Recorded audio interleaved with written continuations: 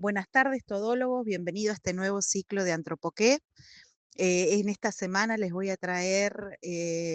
información relacionada a lo que seguramente habrán visto en redes, que se conmemora el aniversario de la masacre de Napalpí, que ocurrió en 1924, en lo que era el territorio nacional del Gran Chaco. Y me pareció interesante recordarles y traerles esta historia que forma parte de nuestro pasado y que debe ser reivindicada y que debe ser recordada por todos nosotros para que no vuelvan a ocurrir más hechos como este. Particularmente Napalpí, para aquellos que no lo saben, es un lugar ubicado en lo que hoy es la provincia del Chaco, donde en 1924 se inició un ataque por parte del gobierno nacional, distintos terratenientes y la policía provincial, donde fueron asesinadas familias completas de comunidades Toba y Mocoví por una propuesta por las condiciones deplorables de trabajo que se estaban teniendo en ese sector. Pero para hacer un poquito de historia, les voy a contar más, vamos a irnos un poquito más para atrás para que puedan entender el contexto de lo que ocurría en estos tiempos aquí en nuestro territorio nacional. La provincia de lo que hoy es Chaco era una pieza clave económicamente, sobre todo por su producción de algodón, ya que había una crisis del algodón en distintos países como Estados Unidos, y básicamente las comunidades aborígenes eran manos de obra disponibles y sobre todo baratas y sin condiciones favorables de trabajo. A todo esto, en 1876 se había creado una ley de inmigración, la 817, donde básicamente se le otorgaban tierras a inmigrantes europeos para poblar el territorio, y estas tierras obviamente que estaban ocupadas por comunidades aborígenes. Lo que hace el gobierno es impulsar campañas militares para desplazar a las comunidades y que estas tierras fueran otorgadas principalmente a inmigrantes europeos y blancos. Un ejemplo de ello es lo que pasa en la famosa campaña del desierto en 1879 en el sur de nuestro país. Pero básicamente en el norte, los tobas, los moscovíes y los vilelas eran desplazados y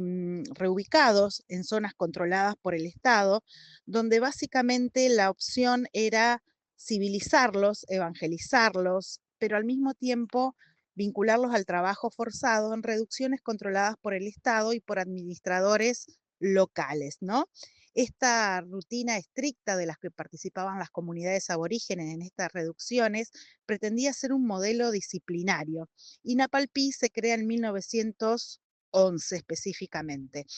En ese momento se dan distintas condiciones para que el trabajo de estos aborígenes en los ingenios algodoneros sea de condiciones, digamos, de explotación, si se quiere, y el gobierno tiene una política básicamente represiva. Para 1913 ya en Apalpí había 700 personas, entre tobas y mocovíes, y el trabajo era una obligación, no había salarios reales, sino que se les abonaba con vales que eran cambiados en proveedurías internas, con lo cual no había circulación de moneda y no había una posibilidad de ahorrar o de utilizar el producto del trabajo de estas comunidades en algo que ellos quisieran, ¿no? Aparte había un delegado estatal que imprimía castigos a quienes no trabajaban y también eran explotados mujeres y niños. Para esta época la noción de los aborígenes eran que eran vagos e incivilizados, y en 1924 particularmente hay medidas impuestas que van a romper la monotonía de esta comunidad, donde básicamente se le quiere cobrar un 15% más, o se le cobra, perdón, un 15% más de impuestos a las poblaciones que estaban trabajando y se le retiran de estos vales, con lo cual el poder adquisitivo que se tenía para cambiar estos vales en estas proveedurías se ve absolutamente reducido y empieza una gran hambruna. En este contexto social es Fernando Centeno, el interventor del Chaco, el que autoriza este impuesto, y si bien el rechazo por parte de las comunidades aborígenes no fue inmediato, sí se empiezan a dar condiciones paupérrimas y empiezan a circular rumores de huelga. En este contexto, unos 200 indígenas se reúnen en un área conocida como el Aguará, donde empiezan a rehusarse a trabajar y donde generan una olla popular con lo poco que tenían para comer, en un acto más bien religioso y político no violento. Ante esta situación, hay una promesa de disolución por parte del interventor de este impuesto del 15%, pero básicamente obviamente no se cumple y el 19 de julio de 1924, bajo la autoridad del presidente Marcelo T. de Alvear, da la orden y 130 policías entre blancos, aliados, sociedad civil blanca, los terratenientes y demás, dan la orden para atacar a este espacio donde estaban reunidas todas las familias. Lo que hacen en primer lugar es que un avión biplano vuele sobre Napalpí. Algunos dicen que tirando caramelos, otros que dicen tirando papeles, pero que la idea, o lo que todos los relatos coinciden, no la idea, perdón, es que sí se tiran distintas cuestiones desde un avión para atraer a toda la comunidad hacia ese sector y los disparos comienzan desde tierra. Comienza una ejecución donde se dispararon más de 5.000 balas, matando a hombres, mujeres y niños, y donde aquellos que estaban agonizantes se los remataba con machete. Todo esto en realidad se puede recuperar en base a los distintos testimonios que muchos años después, tanto Rosa Grillo como Pedro Valquinta van a dar en la reconstrucción que va a ser clave para lo que va a suceder, que es lo que ahora les voy a contar. Esta gran matanza en realidad es ocultada, no se habla de ella ni se menciona absolutamente en ningún medio, solo los medios estatales decían que había una revuelta de indios que estaban armados, cosa que esto era mentira.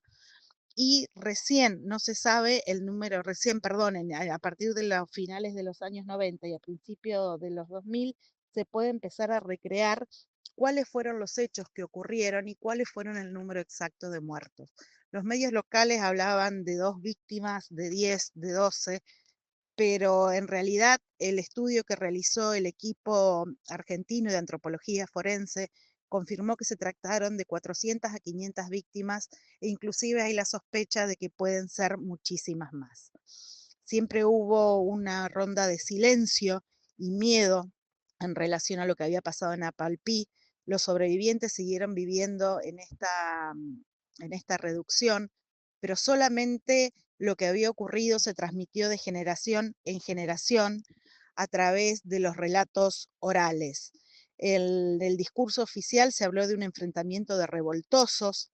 y el recuerdo de la masacre solo décadas después logró romper el silencio.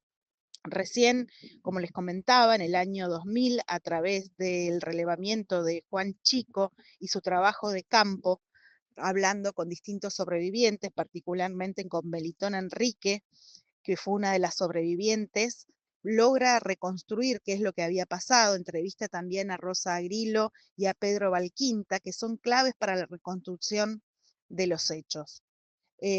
Otra cuestión interesante que ocurre es que en el año 2015, una investigadora, Lena Dávila del CONICET, encuentra cartas en el Instituto Americano de Berlín del antropólogo Robert Lehmann Nietzsche, que había estado poco tiempo atrás, antes de la matanza de Napalpí, en la reducción, y que había logrado en sus cartas relatar qué es lo que había ocurrido y había documentado este, todo lo que había pasado, con lo cual estos documentos, junto con el análisis de antropólogos, de forenses, de abogados, documentos provinciales y testimonios, logran que se reubiquen no solamente parte de los restos de humanos de esta masacre, sino que se empiece a trabajar en la memoria colectiva para la recuperación de lo que había sido en el imaginario colectivo la masacre de Napalpí. En 2008, recién Jorge Capitanich, que era el gobernador de la provincia del Chaco,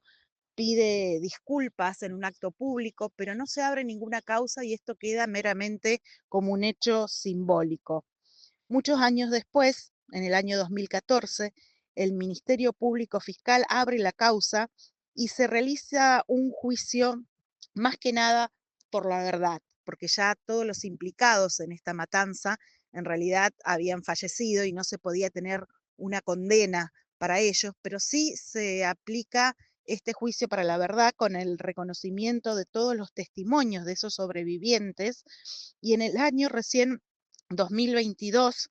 se concluye, gracias a la jueza Sunilda Nirenberger, que la masacre había sido un hecho de lesa humanidad y un genocidio hacia los pueblos Kom y Mocoví. Esto crea precedentes en el sistema legal para reconocer